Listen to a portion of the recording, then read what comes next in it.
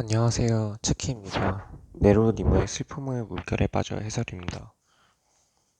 일단 제목부터 슬픔의 물결에 빠져. 일단 화자가 굉장히 슬프다는 것을 강조하고 있습니다.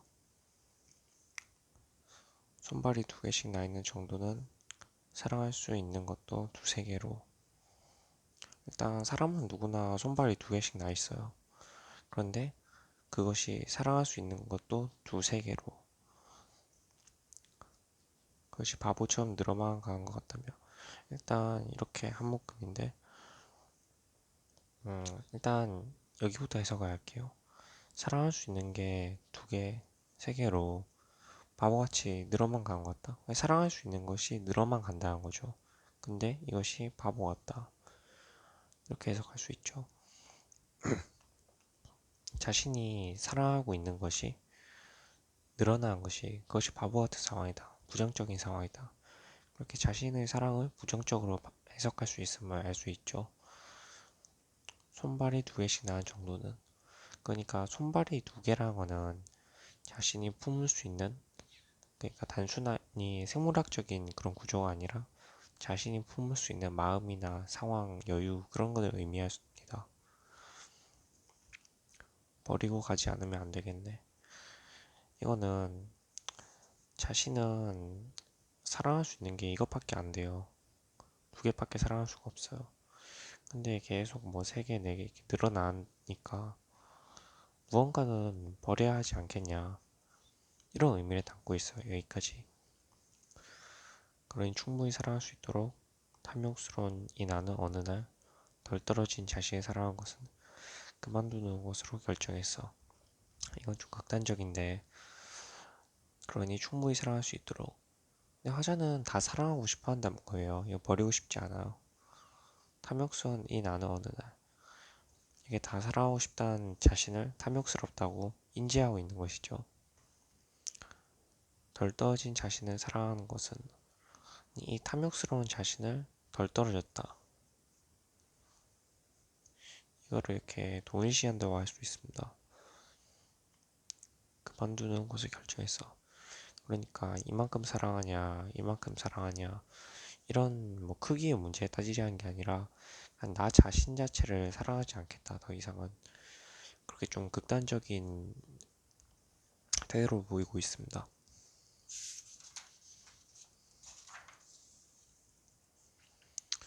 나는 신으로부터 내려받았던 이 생명을 어머니로부터 받은 생명을 나는 사람들의 수준만큼 사용할 수 없어서 오늘 아침 쓰레기로 내놓았어. 일단 나는 받은 생명을, 그리고 어디서 받은 생명을, 그러니까 자신의 생명이 누군가에서 신으로부터, 어머니로부터 받아졌다고 말하는 거죠. 그렇다면 이 받은 생명을 오늘 아침 쓰레기에 내놓았어. 쓰레기에 내놓았다는 거는 버리다라는 뜻이죠. 근데 쓰레기가 아니죠, 생명은. 생명은 생명이에요. 근데 생명을 버렸다는 거는 뭐 아마 죽다는 의미겠죠. 아마 이게 제일 유력합니다. 왜 이런 선택을 했을까요? 왜 자살을 할까요? 이게 이유입니다. 사람들의 수준만큼 사용할 수 없어서. 사람들의 수준만큼 사용할 수 없어서란 말은 다른 사람처럼 될 수 없어서. 그러니까 예를 들자면 뭐 공부를 못해서 뭐 돈을 못 벌어서 이런 뭐 현실적인 문제도 있고, 뭐 친구가 없거나 뭐 인간관계가 안 좋거나 뭐 그런 좀 가치적인 문제도 있겠죠. 뭐 어느 이유든 다른 사람처럼 그런 인생, 다른 사람 같은 인생을 살 수 없기 때문에 나는 이제 살 필요가 없다. 이런 식으로 자살하게 된 거죠. 누구에게도 기대 같은 건 받지 못하고 점점 개막을 강요당해서 마침내 막 올린 인생극장. 여기서는 인생은 극장이라, 인생극장이라는 단어가 있어요. 그렇다면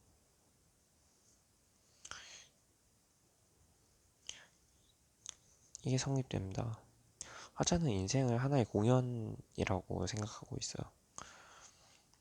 그리고 자신의 공연은 기대를 받지 못합니다.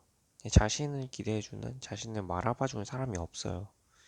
그럼에도 불구하고 점점 개막을 강요합니다. 이게 저는 개인적으로 여기서 좀 공감을 많이 받았는데, 음, 뭐 자신이 대단한 사람이 될 것 같진 않고, 뭔가 자신의 능력을 누군가 알아봐주는 사람이 아무도 없어요. 그렇지만 개막은 해야 돼요. 우리는 살아가야 돼요. 학교를 가야 되고, 또 직장을 가야 되고, 생활을 해야 돼요. 아무도 기대해주지 않지만, 그래도 우리는 살아가야 돼요. 그런 것을 의미한 개인적으로 공감이 가는 아주 좋습니다. 마침내 막을 올린 인생 극장. 여기서 살아가는 거죠. 이런 인생이지만 결국에는 이제 인생을 시작했다. 살아간다. 이런 의미죠. 관객도 없는 채로. 이렇게 뭐 우여곡절 끝에 시작한 인생이지만 자신을 봐주는 사람이 아무도 없어요. 왜냐? 누구에게도 기대를 받지 못하기 때문이죠. 같은 뜻입니다. 이 두 문장은. 슬픔의 물결에 빠져. 슬픔의 물결에 빠져. 딱 일단 슬픔의 물결에 빠져라는 말을 두 번이나 반복하고 있습니다. 그렇다면 굉장히 슬프다는 것을 강조하고 있죠. 왜냐? 아까부터 계속 강조했어요. 이 파트에서는 이제 자신의 인생을 다른 사람만큼 쓰지 못해가지고 결국에 자살하게 되는 이런 것들 노래했지만 이 파트에서는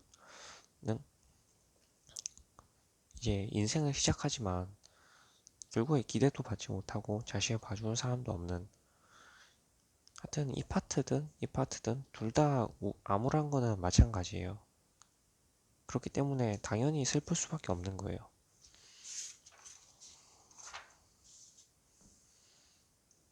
아무래도 이 마음은 중증 같지만 시판 중인 약은 듣지 않고 참고로 시판 중이라는 거는 지금 팔고 있는 뭐 약국에 있는 뭐 그런 의미입니다.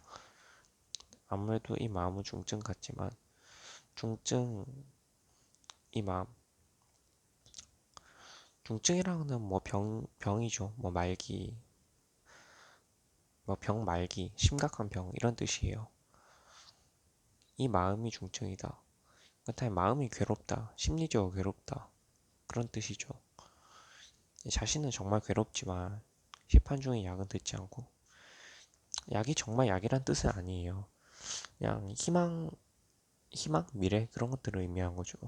이 괴로운 내가 열심히 살아보려고 해도 뭐 예를 들자면 누군가에게 도움을 받아보려 해도 뭐 어떻게 해도 결국에는 듣지 않고 해결되지 않는다는 거죠. 마음을 괴롭다, 병 이렇게 마음을 이렇게 의학적으로 좀 표현한 겁니다. 부끄럽지만 이런 생활로는 의사에게 의지할 돈도 없어. 이거는 단순히 가난하다, 뭐 돈이 없다는 의미입니다. 의사에게 의지할 돈도 없어. 그냥 병원비가 없다는 거예요. 그냥 단순히.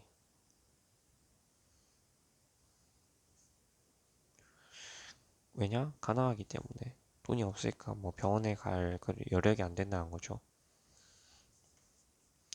그래서 쩍하고 버린 이 상처는 오래전에 짓물러져서 병원비가 없으니까 병원 못 갔고 병원을 못 갔으니까 상처를 치료하지 못하죠. 근데 그게 오래전부터 이래 왔다는 거예요. 그래서 이 상처를 치료하지 못해서 오래전부터 상처가 뭐 덧났다, 짓물러졌다 이렇게 표현한 겁니다. 어느 날 상처에서 드리워진 공허함이 기어내는 것처럼 쏟아졌어. 일단 상처가 뭐 생물학적인 그런 상처를 뜻하는 건 아니에요. 상처 여기서 마음이 괴롭다 병이다 이렇게 표현했죠. 여기서도 마찬가지예요. 이 상처도 역시 마음이에요. 공허함. 그러니까 좀 구조를 말하자면 마음이 상처를 입었어요.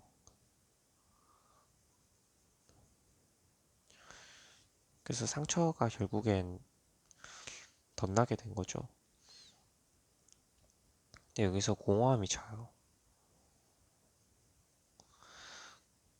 이때 제대로 치료를 했어야 되는데 치료를 하지 못해서 어느 날 공허함이라는 게 쏟아집니다. 개어낸 것처럼.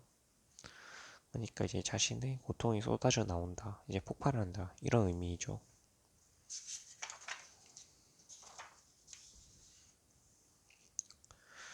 교실의 구석에서 독서를 하는 의젓한 긴 생머리의 그 아이는 내가 좋았다고 했다고 주변에서 논리를 받아서 왕따를 당했습니다.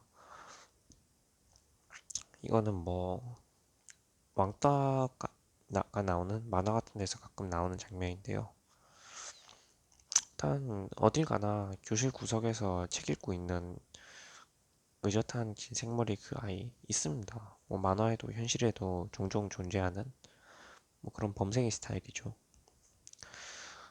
내가 좋아하고 있다고 주변에서 논리를 받아서 이건 개인적으로 제가 굉장히 슬프다고 생각합니다. 일단 이 화자도 사람인 이상 당연히 좋아하는 사람이 있을 거예요.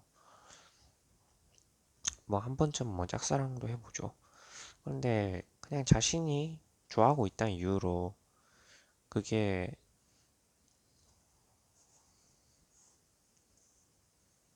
음, 자신이 좋아하고 있다는 이유로 그게 그 아이에게는 놀림거리가 된 거죠.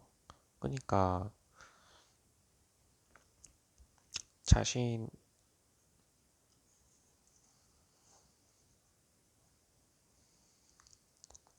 자신이 좋아하고 그 사실을 주변에서 놀리고 있는 거죠. 사랑조차 자신의 감정도 인정받지 못하는 그런 솔직히 너무 비참한 것 같습니다. 왕따를 당했습니다. 그러니까 이제는 사실 이 정황상 이 화자는 왕따예요. 그러니까 당연히 논리에 받죠. 근데 이 아이 역시 왕따 당해요. 근데 이 아이가 뭐라고 했죠? 이 화자가 좋아하고 있는 사람입니다. 자기가 왕따 당하고 있지만 좋아해서 자신이 좋아하는 사람까지 이제 왕따 당하게 되는 진짜 좀 비참한 상황인 거죠. 슬픔은 물결에 빠져. 슬픔은 물결에 빠져. 이것도 아까처럼 슬프다는 것을 계속해서 강조하고 있습니다. 당연하죠. 자신의 감정도 인정받지 못하고 자신이 좋아하는 사람도 이렇게 왕따가 나게 됐으니까 슬픈 게 당연합니다. 아까도 그렇고 지금도 그렇고 계속해서 이 화자는 여기저기 비참한 상황이고 계속 슬픈 상황만이 반복되는 그러니까 비참한 삶입니다. 첫 번째 오다큐가 매일 아침 나를 윽박지르고 그 첫 번째 오다큐라는 말이 나왔어요. 오다큐가 뭐냐면은 그 일본 일본에서 그 전철 주식회사예요. 그냥 철도이죠.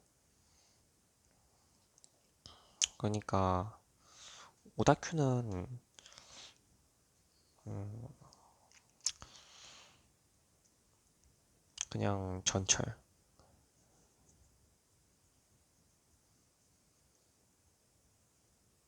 이렇게 해석해도 무방할 것 같습니다. 그러니까 첫 번째 전철이 왜 아침 나를 윽박지르고 이게 무슨 말일까? 전철이 사람도 아닌데 어떻게 윽박지를까? 이거는 자기 자신의 내면입니다. 일단 일본은 좀 문화가 사람들이 자살을 할 때 뭐 흔히들 이 선로에 뛰어내리는 식의 자살이 흔합니다. 이게 일본 뭐 특유의 문화예요. 그러니까 자신이 이제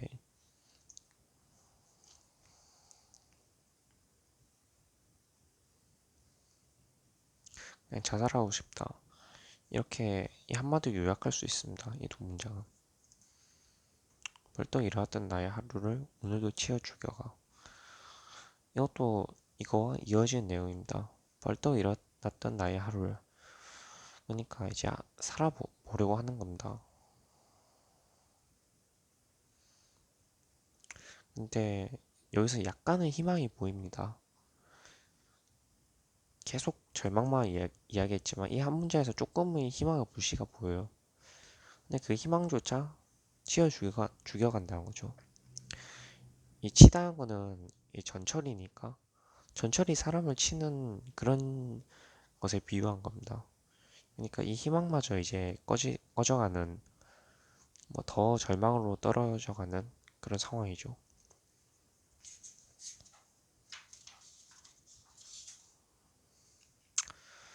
살기 위해서 먹기 위해서 소중한 것들을 팔아버린 것 같아서 얼마의 시간이 흘러도 이 커다란 구멍은 채워지질 않아. 여기서도 또 비참한 상황을 말하고 있는데 일단 먹고 살고 이거는 중요합니다. 뭐 살아야죠. 그리고 살려면 먹어야죠. 그러니까 이건 생존이에요. 생존은 사실 최우선이죠. 죽으면 끝이니까요. 소중한 것들을 팔아버릴 것 같아서 뭐 소중한 것이라면은 뭐 여러 가지를 말할 수 있겠죠. 뭐 예를 들면 뭐 부모님의 유품일 수도 있고 뭐 모아놨던 뭐 돈일 수도 있고 하여튼 뭐 여러 가지가 될 수 있겠죠. 뭐 좀 더 극단적으로 가면 뭐 몸 판다 뭐 그렇게도 갈 수 있고요. 얼마의 시간이 흘러도 이 커다란 구멍은 채워지지 않아. 음, 이제 살기 위해서 너무 많은 것들을 버려버린 거예요. 이제 상실,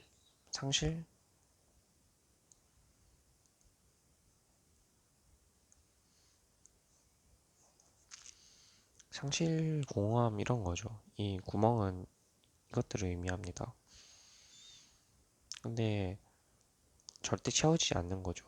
너무 소중한 것들을 버려버렸으니까. 슬픔의 물결에 빠져, 슬픔의 물결에 빠져, 슬픔의 물결에 빠져, 슬픔의 물결에 빠져. 여기서는 이 말을 네 번이나 반복하고 있습니다.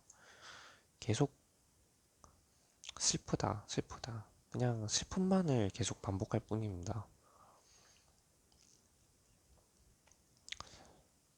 여기서도 당연히 슬픕니다. 여기도 슬픈 파트였고, 사실 이 노래에 나오는 모든 파트가 일관적으로 처음부터 끝까지 계속 슬픔만을 이야기하는 겁니다. 그러니까 슬프게 시작해서 슬프게 살고 슬프게 끝나는 그냥 슬픔 하나로 정의할 수 있는 그런 인생이었던 거죠. 그냥 슬픔. 이 노래는 그냥 슬픔이란 단어 하나로 요약이 가능해요. 타임머신이 개발되었다고 해서 몇백 년 더 연명할 수 있다고 해서 뭐 하나도 편리하게 되지 않았잖아. 여기서는 이제 슬픔의 끝, 그러니까 최악의 슬픔을 말하고 있습니다. 타임머신이란 거는 다 아시겠죠? 미래로 가거나 과거로 가거나 그런 거예요. 뭐 개인적으로 저도 좀 있었으면 좋겠네요. 로또 좀 사게요. 아무튼 타임머신이 개발되면은 그래서 미래로 간다면 몇백 년 더 연명할 수 있어요. 좀 살 수 있죠. 오래. 이거는 아주 좋아요. 사실 뭐 저도 그렇고 여러분도 뭐 어떨지 모르겠지만 타임머신 만들기 위한 연구는 엄청났어요. 지금도 어딘가에서 연구하는 사람들도 있고요. 만화에도 맨날 등장하죠, 타임머신이. 그만큼 타임머신이란 거는 우리 인간들의 소원이었어요. 발명만 된다면 어쩌면 영생을 누릴 수도 있는 그런 거죠. 실제로 몇백 년 더 살 수 있어요. 그런데 이 큰 희망마저 결국엔 무엇 하나도 편리하게 되지 않았잖아. 이게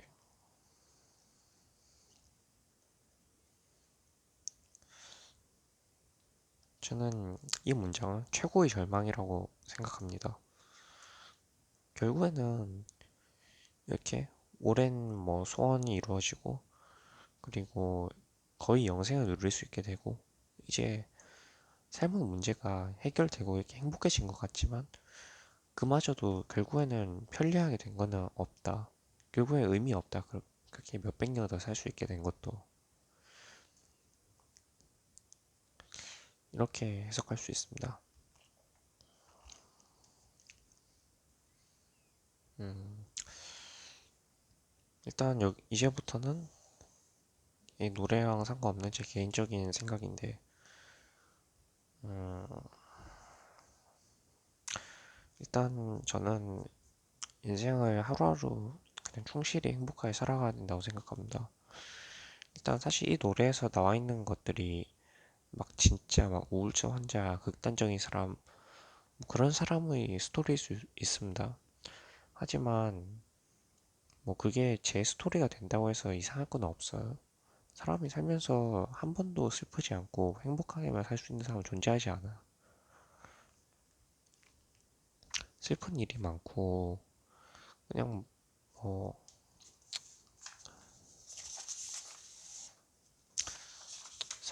사랑을 잃기도 하고 그리고 자기 자신을 사랑하지 못하기도 하고 그것도 짝사랑도 해보고 근데 그 아이가 또 왕따도 당하고 또 죽고 싶다는 생각도 하고 마음이 나아지지도 않고 돈이 없음을 경험하기도 하고 오랜 상처가 터지기도 하고 그리고 죽고 싶다 그리고 기대받지 못하고 인생을 억지로 시작하게 된다. 우린 태어나고 싶어서 태어난 사람은 없죠. 그리고 먹고 살기 위해서 너무 소중한 것들을 버리게 되는 하여튼 그런 인생이에요. 한 번쯤은 그런 일 있을 거예요. 여기에 해당되는 것들. 하지만 그래도 당연히 자살하면 안 되고 그냥 살아갔으면 좋겠어요. 이런 음, 시간에 비해 최종 전쟁이라는 노래가 있거든요. 이거는 뭐 제가 개인적으로 좋아하고 기회 되면 또 소개시켜드리고 싶은 노래인데 거기 후반부, 최후반부에 이런 게 있어요. 울면서라도 좋아. 계속해서 걸어나가. 그런 말이 있어요. 인생을 살면서 굳이 행복해야 하지만 반드시 행복해야 될 필요는 없어요. 슬퍼도 돼요. 하지만 그래도 계속 살아가야 돼, 그냥. 살아가는 것 자체 그게 목적이죠. 왜냐면 일단 살아야지 뭔가 생겨요. 시험을 망치면은 일단 살아가야지 다음 시험에서 잘 보고 나는 고3이다 이제 망칠 시험도 없다. 그래도 일단 살아야지 취업을 하고